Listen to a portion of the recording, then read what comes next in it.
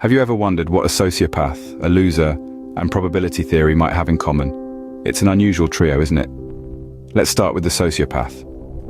These individuals are often viewed as successful, accruing material wealth and climbing the career ladder with ease, unfettered by the emotional constraints many of us experience. Then we have the losers, the shy, the humble, the peacekeepers. They work hard, often harder than most, but their gains seldom match their efforts. Now, throw in probability theory, a mathematical concept dealing with the likelihood of events occurring. At first glance, it seems an odd addition to the mix. But what if I told you that these three seemingly disparate elements share a common thread? A thread that ties into our approach to life, our decision-making process, our successes and our failures. As we delve deeper, you may find that these three elements are more intertwined than you might think. Consider a simple game of chance flipping a coin. Imagine, if you will, a coin toss where landing on heads wins you $20 and tails. Well, tails wins you nothing, but importantly, you lose nothing. The odds of winning are 50-50, a gamble many would willingly take.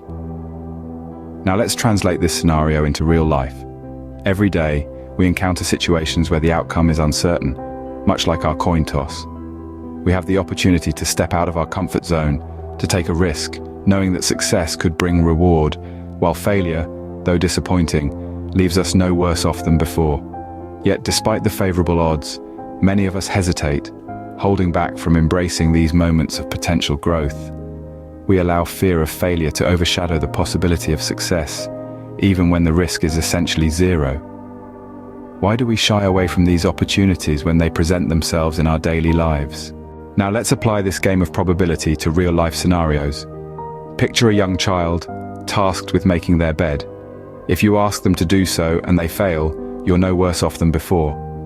However, if they succeed, you've fostered a touch of self-sufficiency in your child. Now imagine a teenager eyeing a girl he fancies. He has two options: play safe and lose nothing, or take a step forward.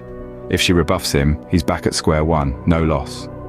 But if she reciprocates, he's gained a friend, maybe more. By continually practicing this approach, the teenager builds confidence, bolstered by the net positive outcomes of his past games. The key here is that this approach works when the risk of loss is zero.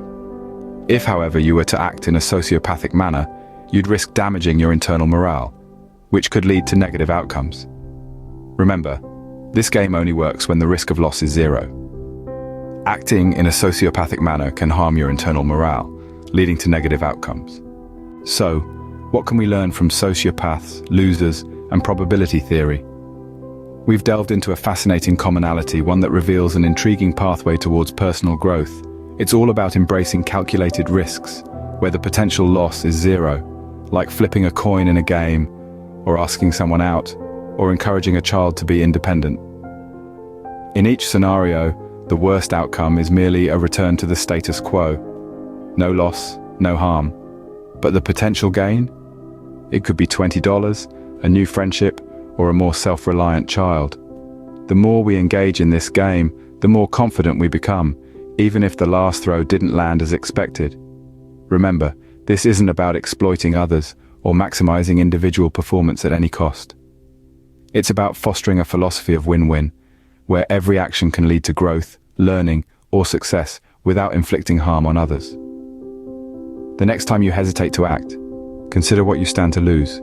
If it's nothing, then don't hold back. That's the power of calculated risk.